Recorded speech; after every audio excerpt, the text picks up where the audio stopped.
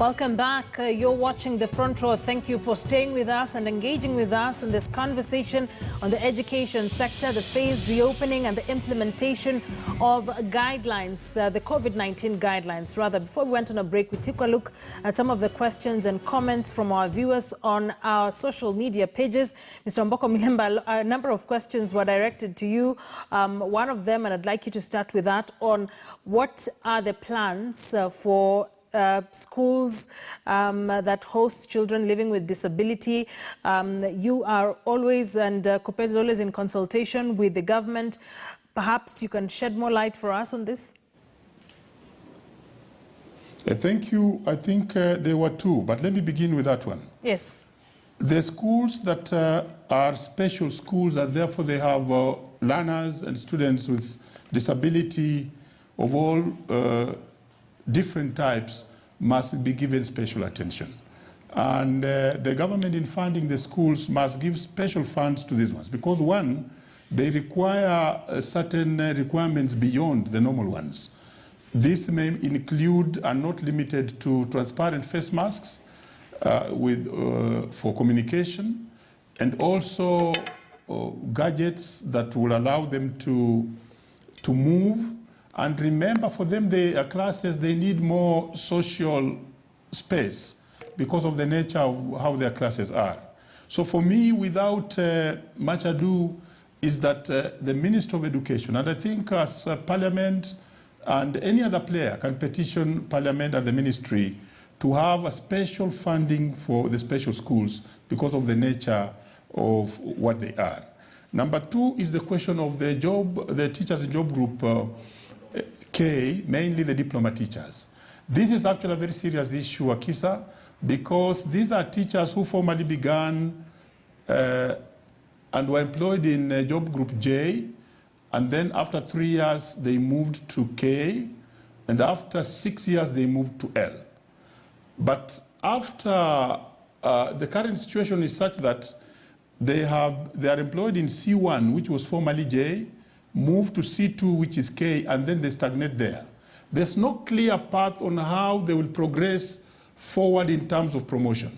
So this is a very seriously disadvantaged lot, and we are also aware that when it comes to their employment, they are again disadvantaged because they compete together with those who have degrees, certificates, and therefore they are already beginning at a lower level in terms of marks.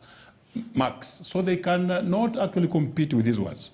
Furthermore, these teachers are further disadvantaged because they are actually not having a clear way and path of promotion. And therefore, as a union, we met their representatives.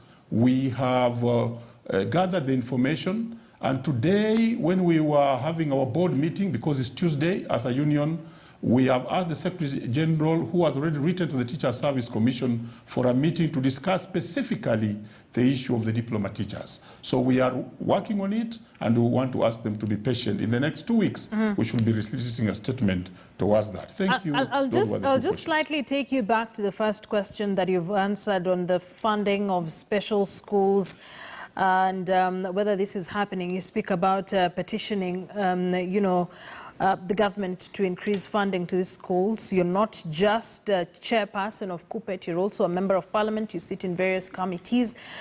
Are we likely to see this happen from your end as a member of Parliament?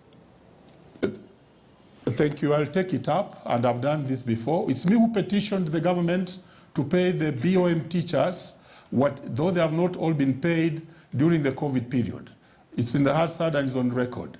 I'm also the one who petitioned the government to deal with the TVET teachers in terms of having missed their phase 3 and phase 4 of the salary increments.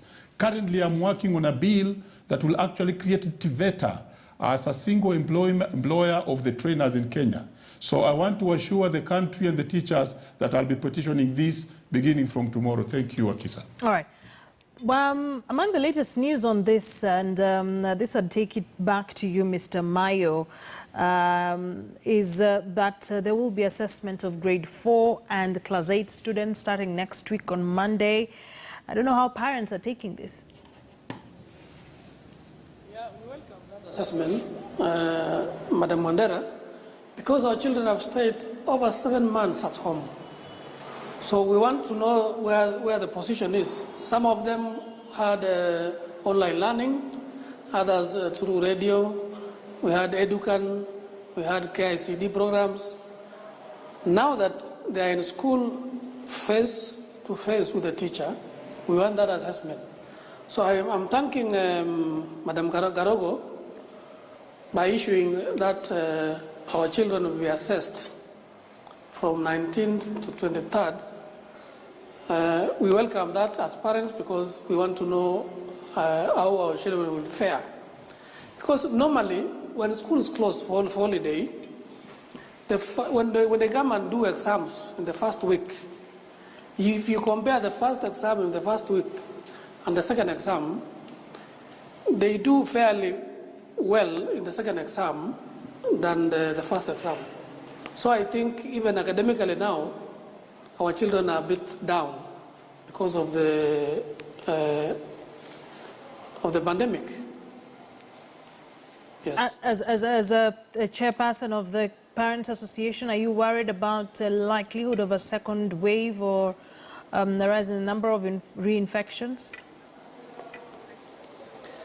As Parent Association, we are studying so much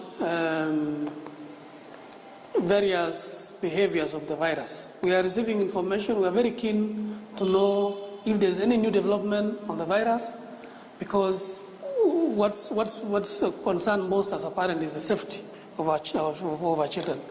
So we are happy that we were told by UNICEF the other day that there is a new behavior of the virus, that between the ages of 1 to 19, it doesn't affect them much as compared to somebody who is 19 plus.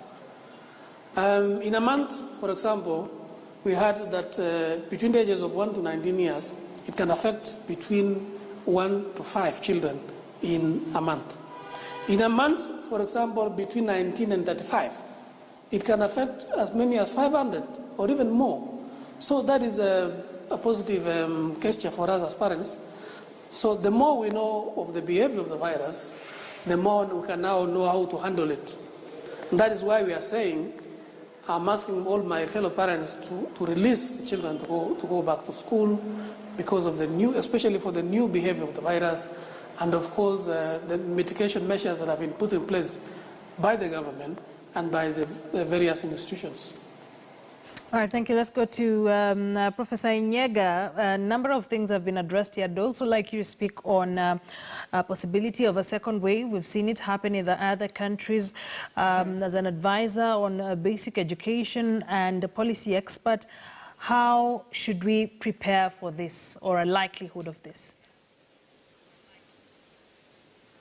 I think, as my colleague Mayo has said, we just need to be on the lookout to monitor the situation within the schools so that, for example, the temperatures are being taken every day of the children in the schools, and watching out for any signs of an outbreak or a surge in the COVID-19, in which case we might actually be required to close school.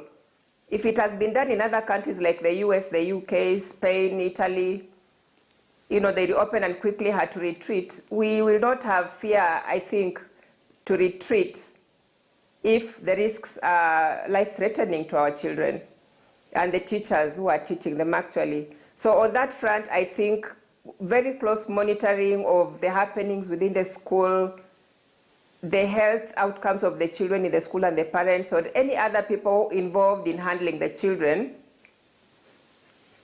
will be utmost. But I'm saying that with the full knowledge that some schools don't have thermal guns, some schools don't have any facility or any running,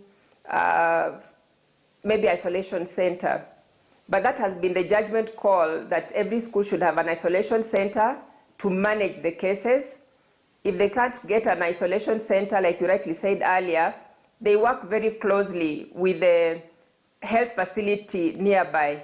They are also perhaps overstretched. So those are just some of the things they could look into to ensure that there is no risk of our children being affected negatively. God forbid, we don't want to lose any lives, that our children can be safe throughout. And secondly, in terms of assessment, I know Mayo already addressed that. Remember, the children have been out for about 7 months. Undertaking an assignment is important. Assessment. The assessment is important to determine any learning loss, and that will inform actually where the teachers begin. How far back have the children regressed? We know very well that when the children go away for third term, they usually regress, and third term is usually 2 months. This one was 3 times and more of being away from school. So we expect that the children have regressed, but how far back do we need to go in terms of the education intervention for the children? So the assessment for the 4th graders, the 8th graders, and Form 4 is critical for us to be able to know that, so that the corrective measures can be targeted in that regard. And I would like to also comment about the third issue of the teacher motivation, that the TSC really needs to put together a pathway for teacher promotion. If there's any time teachers needed motivation, this is the time. Okay. So if there's any promotion they need to have, that would really be lovely and in their favor. Thank you very much. So in your closing remarks, how do we move forward? How do we seal some of these gaps? We don't have too much time, so perhaps we keep it short. Mm-hmm. So my take is that it's going to be a work in progress. The ministry definitely has to do their part in making sure that the schools are up and running and the teachers are thoroughly prepared in terms of handling the content and also in terms of the psychosocial support that goes to them. And then in terms of the measures being taken within the school, I'm not sure the idea of fumigating the children will work. Let them follow the protocol of washing hands, wearing the mask appropriately, observing social distance to the best of their ability. I think if we just do the simple basic protocols that were given to us by MOH, we should be able to proceed well and go on to normalcy with time. Let's keep the hope up. Thank you. Thank you very much, Mr. Mayo. What would be your take home, and as a Parents Association, what are you keen on seeing going forward? Actually, I'm keen on success. And for us to succeed, we must pull together the parents, the teachers, the institutions, the ministry, the government. And secondly, I would also encourage parents that we should have our children in day school. Because if you are nearer to a school and your child can go to school and come back home, I think that is the way to go for now in the pandemic. And thirdly, I want all the teachers to be trained on the guidelines, because we were surprised when we saw our daughters was being fumigated in one of the schools in the social media. So I think, as Professor said, we want teachers to be taken through the guidelines, to have them trained, and they will deliver, and they will follow the right protocols that is needed by the Ministry of Health. Otherwise, on the issue of a mask, I think by next week we will have known, because we really want our reusable masks to be used by our children, because it is very expensive for us to avail to children the disposable mask. And finally, I would say for those parents who had paid school fees for the whole year, you need not to worry, because we are still in 2020. For those who have not paid second-term fees, maybe because we are saying Corona has eaten the fees, let's request the government to give us a grace period of 1 month so that everybody can clear. Because the school cannot succeed with all these issues if we don't pay school fees. As your chair, let me tell you, for your child to be fed in school, For your child to have a good sleep, that watchman, security man must be paid. That cook who cooks for your child must be paid. So I'm urging all the parents, please, let us do our obligation. And for the teachers, please keep our children safe in school. Thank you so much. Thank you very much. I'll end with you, Mr. Milemba, with your closing remarks. We've said it here that in schools, the teachers are the frontline workers.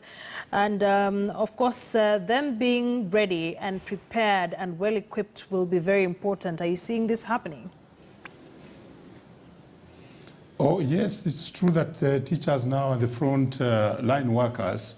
And remember, the frontline workers will keep on shifting. At one time, we were taking care of the informal sectors, SMEs, the old people, and those living in the informal settlements.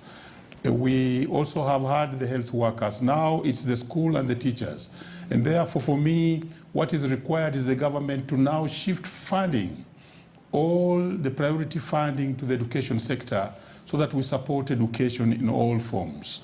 And that is for the minister. For the Teacher Service Commission, now teachers, your teachers are frontline workers, and you must motivate them. Deal with the diploma teachers in terms of promotions. Deal with the teachers who are actually working as senior masters in schools. Promote them, because most of them are working while they are in job group L, and therefore they are not actually getting what they should get. This is the time to promote the teachers. And also going to the issue of should we have a surge again, I would want to say this, that we are all determined to fight as soldiers in the education sector now that the ball is in our court. And we are not masters. We are calling upon every Kenyan, all parents, all other stakeholders to support the education sector as we battle with education amid COVID. All right, thank you. Thank you very much. Thank you very much for joining us, and I'd like to wrap it up at that. Quite a fruitful conversation we've had.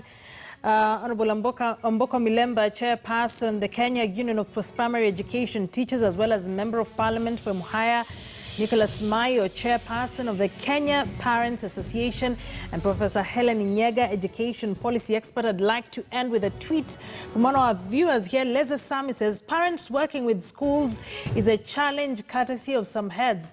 A school in Western Lugango Primary receives our children, but with no hand wash station, no temperature check, and worse off, washrooms in a pathetic state. But the head teacher is deaf and blind to this. I'd urge our viewers and, of course, leadership, Mr. Omboko Milemba and Nicholas Mayo, please follow up on this and some of the schools that have complaints. It's a story we'll continue to keep our eyes on to ensure that the school community, learners, teachers, and non-teaching staff are all safe. Thank you for joining us here on the Front Row and participating in this conversation. I am Akisa Wandera. Till next time on the Front Row.